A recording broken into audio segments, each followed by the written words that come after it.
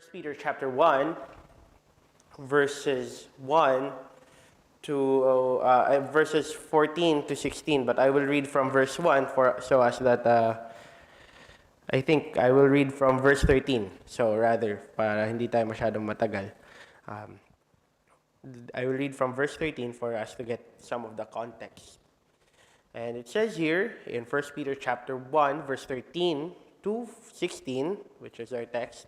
14 to 16 is our text. It says here, "Wherefore gird up the loins of your mind, be sober, and hope to the end for the grace that is to be brought unto you at the revelation of Jesus Christ. As obedient children, not fashioning yourselves according to the former lusts in your ignorance. But as he which hath called you is holy, so be ye holy in all manner of conversation, because it is written, Be ye holy, for I am holy." So let's ask God's guidance as we do study His Word and ask His illuminance as we for His Word to shine and His glory to be shown through His Word. Let's pray. Father, we do thank you for I thank you for the opportunity to speak to our student body, but also not only to our student body, but also to other members of brethren of the church. And Father, I do ask that you may illumine us with your word and give us the right understanding and motive, and as well your illuminance as we study your word. May you speak through me, not my words, but your words. In Jesus' name we pray. Amen. And I believe this passage is somehow very familiar to us in terms of holiness. But sometimes it's not. Actually, we have a misconception sometimes of what we're of this text. But also, for an illustration before we go to our our topic this morning, in our generation today, we know that all of us have cell phones. Diba? Lahat may cell phones. Raise your hands kung kung may mga cellphone kayo or gadgets. And sa mga cellphones nyo bang yan, meron ba tayong mga social media, right? May mga games tayo, may social media, tama?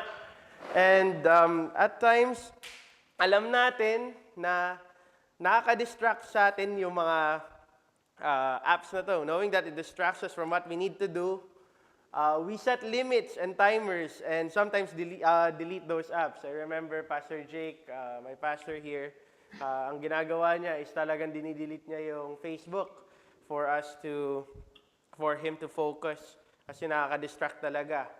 But it's our problem at the same time as youth, as older people, that nalululong tayo, and at the same time sometimes we neglect those timers. I don't know if you're in your iPhones, you have you could set a limit kung ilang minutes lang ang gagamitin mo sa social media.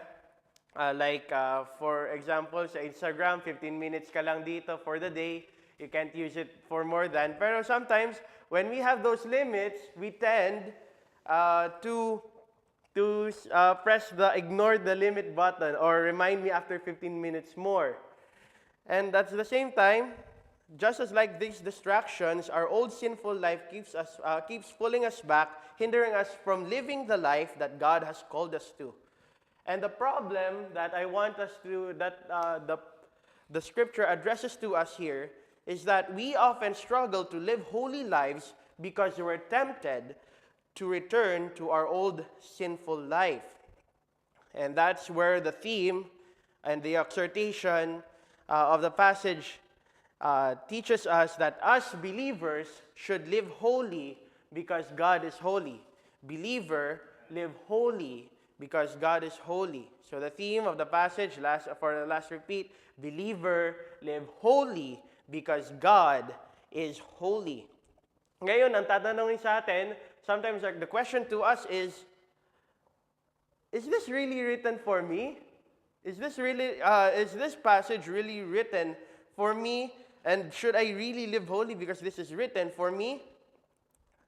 Let's see the background. Verse 2 says that it is to the elect, the chosen. Not only that, verse 1 tells that it's to the strangers. And not to spiritualize, but the strangers here are to the diaspora of Christians around the known world at Peter's time. But not only that, the elect. The elect means to be chosen, or the chosen by God the Father. And who is the chosen of God? That is the Christians, and that is us believers. All right? Not only that, it's not only written to Christians, it also follows Peter's thanksgiving and teaching on salvation, which is from verses 3 to verse 12. To give you an example for that context, verse 10 says, "Of which salvation the prophets have inquired and searched diligently, who prophesied of the grace that should come unto you." So it means, since it's from verse 10, from verse 3 to verse 12, it's about salvation. Paul's teaching on salvation and thanksgiving for the salvation of the Christians he's talking to in this letter. Not only that, this passage is a part of list. Of course, if there is doctrine, if there's teaching, there's thanksgiving, there's also doctrine. As many epistles are, there is first doctrine and there is application. And this passage is part of those applications or exhortations from verses in chapter 1, verses 13 to 25. So we know that this is for us because we are saved. Because we are thankful that we're saved. And also the teaching of salvation, that because it's through Jesus Christ, we should do these things. And the first truth that we do see in this passage is that as you obey God, don't conform yourself to your past sinful life. Verse 14 says, "As obedient children, not fashioning yourselves according to your former lust in your ignorance." So, why? Why should we obey God and not conform ourselves?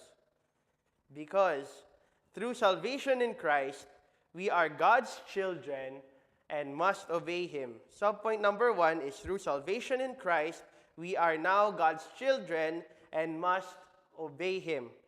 Why is that? Ang sabi po dyan, as obedient children. Remember the context. These are from verses 3 to 12. These are exhortations on how to live as born again.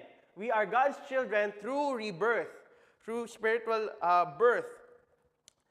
These are exhortations on how to live as born again, saved people. Not only that, because we are God's children, we are no more characterized by disobedience, but by obedience. The idea of the passage here in Greek, it's somewhat to be born out of obedience. Dati, when we were not Christians, we sometimes lived not disobeying God. But now, because we are of God, we are of obedience. So we must obey God. Okay, now how should we obey God? Supplemental truth number 2, or letter B, is obey Him by not living your sinful life. Obey Him by not living your sinful life. Paano naman nasabi nating obey Him by not living your sinful life? First of all, ang sinabi po dyan, fashioning, right? Not fashioning yourselves. The word fashioning in Greek has the same word as used in Romans chapter 12, verse 2. And anong sabi doon? And do not be conformed. The word conformed there has the same root word that is used for fashioning in the King James translation. Conveying the idea of molding, patterning, or forming. Okay? Not only that, the word former lusts is the domineering desire, which is sin. Alam naman natin, what was over us when we were not Christians? That is our sin, which we had as unsaved. Yun yung desire natin as unsaved people. Before, the desire that controls us is our sin. But now, the passage teaches us, and that phrase teaches us that we should no more be molding ourselves in our sinful desires that we once had. Before, remember, our condition, we were sinful people. We were disobedient. Sabi nga, But now we are obedient to God. And that's why we should not fashion ourselves no more. We should not mold ourselves. We should not pattern our lives to our sinful life which was before. Bakit naman dapat natin i-reject yung sinful life na yun? Bakit natin di dapat i-form ang sarili natin to our sinful life? Because our sinful life came from our spiritual ignorance of God. Because our sinful life came from our spiritual ignorance of God. Ano sabi po dyan? Not fashioning yourselves according to the former lusts in your ignorance. So it means we did our sinful life, because it was our ignorance of God. When we were unsaved, we lived ignorantly and separate from God. Of course, sin separates us from God, and at the same time, because we ignore Him. That's why we lived in sin, because we did not acknowledge Him. And that gives us the idea ngayon that we should not live, not the idea, rather, the truth that we should not live it anymore, because we are God's. We are owned by God, and He is our Lord. He is our Father, and He is our Lord. And to give you an illustration, di ba, as children, di ba, though ngayon medyo matitigas na yung ulo eh. Pero may mga children, and we know this is the common conception that children, pag bata siya, he or she will always listen, di ba? Or follow what his or parents tells to do. Pag sinabi, anak, gawin mo to. Nak, wag mong kuhanin yan. Of course, may temptation to sin, pero since nagpa-follow siya, pinapakinggan niya yung parents niya, at fina-follow niya yung parents niya, hindi niya gagawin yun. Hindi niya gagawin yung not to do and yung what to do. Yung kung anong kailangan niyang gawin at yung kailangan niyang iwasan. Ganun din dapat tayo as Christians. We should follow what God says for us to do, which is to obey Him and what not to do. And what is that not to do? Not fashioning ourselves, not patterning ourselves, not conforming ourselves to our old sinful life. And to apply it in our lives for our application, examine your habits and actions every day. Do they show that you are obeying God, or you're going back to your old life or your old sinful life? Remember, of course, we should have our self-examination each day as we have our prayer life. Dapat sabihin natin, if we know that we've done something wrong, let's examine, do we follow ourselves or do we follow God? Okay, when I do this thing, do I follow myself or I follow God? Okay? Not only that, when you are tempted to go back to sin, to go back to your sinful life, to pattern yourself to your sinful life, remember your condition. What is our conditions as Christians? You are God's child. We are God's child. Like a child, obey and listen to Him and what He says in His Word. And yun nga po is to be obedient children and following Him. Following Him by not forming ourselves or conforming ourselves to our old sinful life. And then, not only that, how should we then obey God? Kasi alam natin, this is the negative command eh. Why what not to do? What should we do then? What is the right thing to do? That leads us to truth number 2. This is the last truth, so bear with me. We only have 2 truths this morning. Because God is holy, live holy in all aspects of life. And I love the wording that a fellow brother gave to me as he rephrased this. And sabi nga niya, because we are associated to a holy God, we must live holy lives. Another word for truth number 2 is, other than because God is holy, live holy in all aspects of life. Because we are associated. What does it mean associated? We are branded na. Di ba, association, katulad niyan. Example, if you're a brand ambassador of Nike, you would wear what's Nike, right? Or if you're labeled with this, you will wear what's that label, di ba? And not only that, bakit nga ba? Because God is holy. Is there any reference in the Bible that God says that He is holy? Please open your Bibles with me in Leviticus chapter 19, verse 2. Leviticus chapter 19, verse 2. This is our cross-references that Peter quotes as well in his letter or epistle to the scattered Christians. Leviticus 19:2. Leviticus chapter 19, verse 2. Okay. Pwedeng pakibasa po dyan sa rack, kahit sino, if there is possible. Para may ano tayo. Sige. Abdel, can you read it? Kindly read Leviticus chapter 19, verse 2. Leviticus chapter 19, verse 2. Speak unto all the congregation of the children of Israel, and say unto them, Ye shall be holy, for I, the Lord your God, am holy. So the theme of Leviticus, for us to get an idea, sabi nga dun, you shall be holy, for I, the Lord, am holy, di ba? But the theme also of Leviticus is holiness is essential for our fellowship with God. And as Christians, we need to fellowship with God, right? So as a theme of the overall truth or the theme of Leviticus is holiness is essential for our fellowship with God. Now, of course, it's very important for us to define what is holiness muna, what is God's holiness, or to define God's holiness, di ba? So let's first go to 1 Peter chapter, return to our passage in 1 Peter chapter 1. But not only that, it leads us to our supplemental truth, number 1, or letter A. God's holiness is Him being set apart from sin. God's holiness is Him being set apart from sin.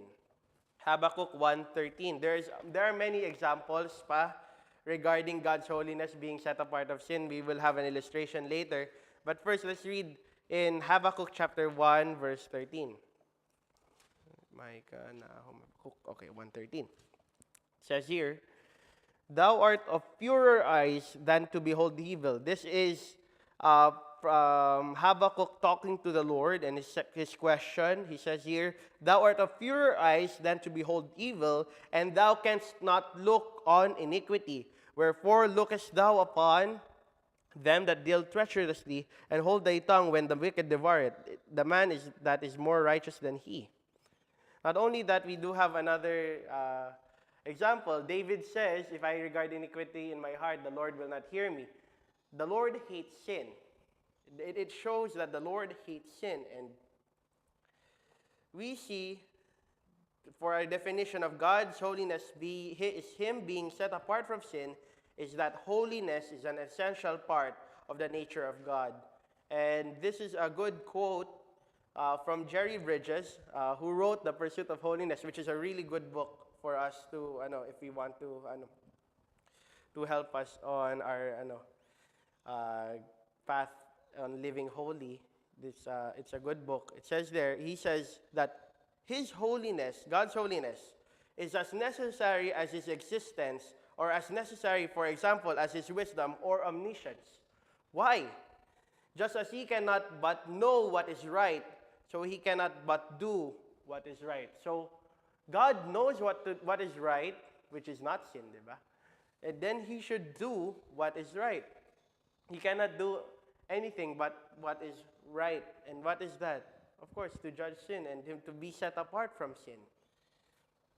Not only that, God being holy or set apart does not only mean Him being separate or unique or great over all His creation, which we know.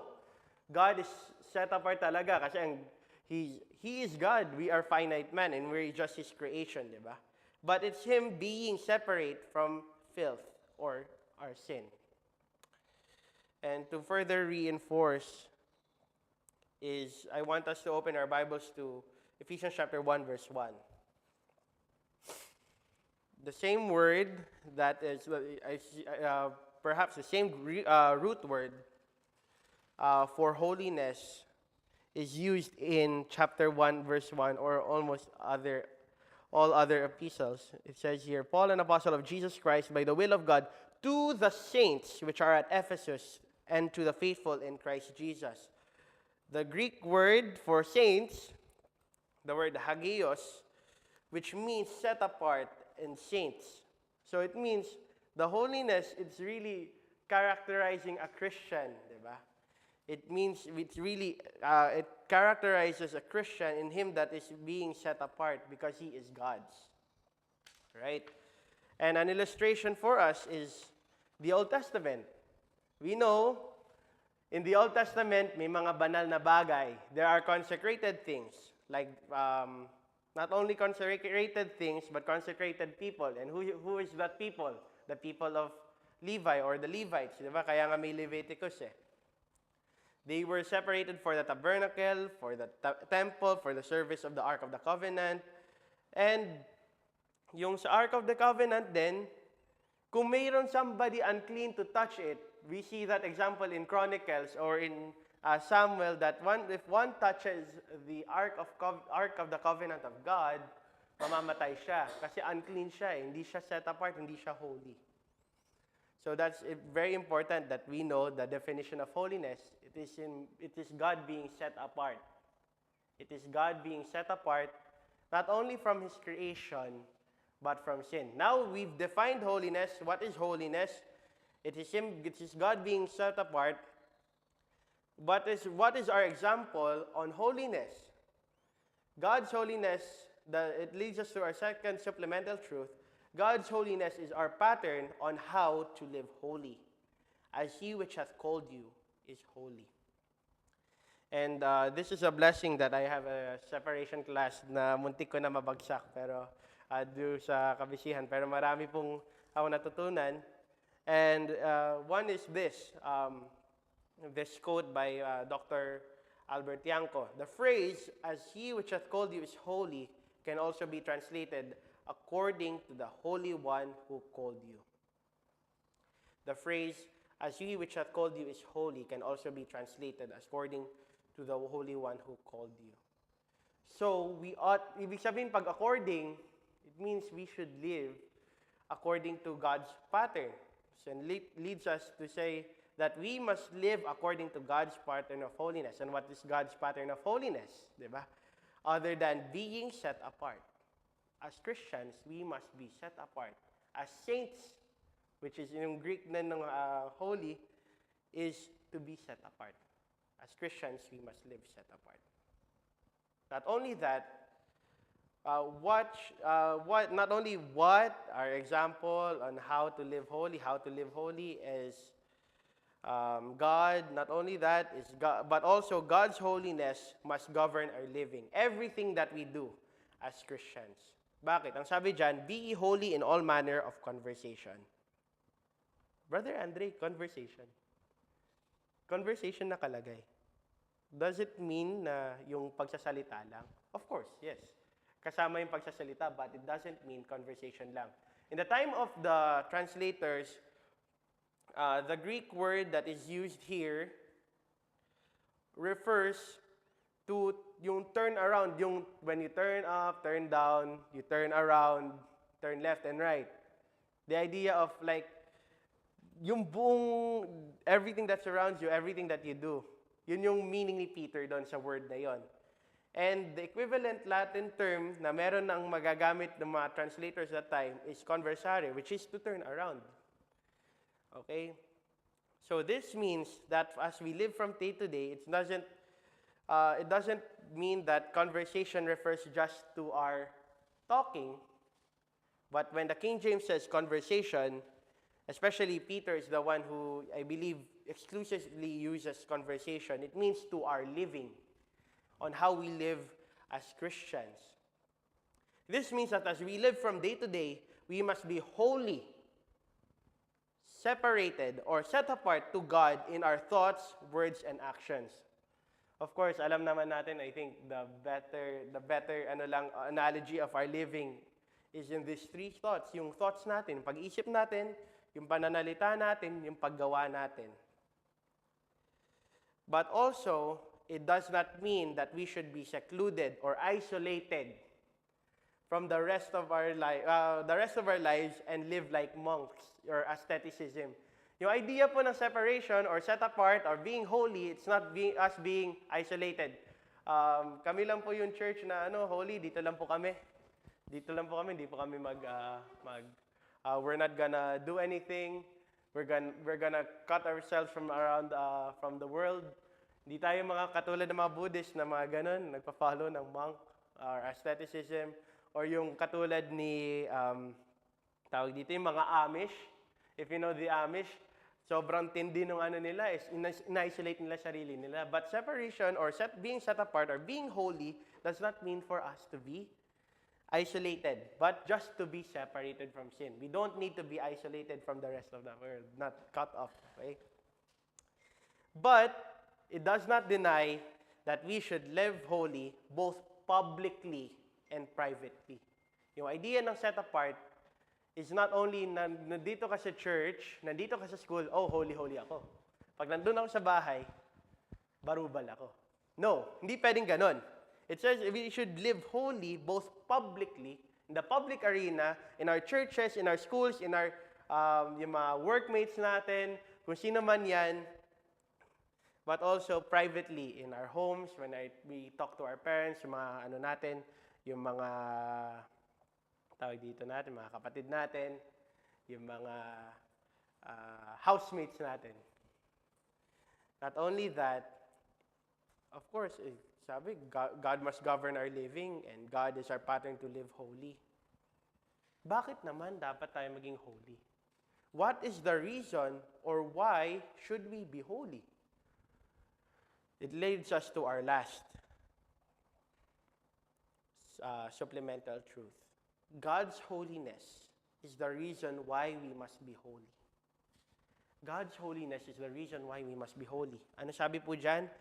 Because it is written, be holy, for I am holy. Hindi ako God is the one speaking. I am holy. So God is holy. So alam na natin, sabi nga is that because God is holy, live in holy in all aspects of life. God's holiness is Him being set apart from sin. Alam na natin yung definition.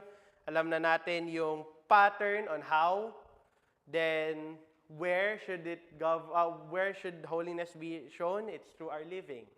And lastly, the reason or the why on how we should live holy. Ang galing ng pattern na ginawa ni Peter is like he defines holiness first, and then he shows the pattern, who should we pattern our holiness, and then where should we live out how should we live out our holiness, and then lastly, why should we live it out? Because God is holy. An illustration for that is a child.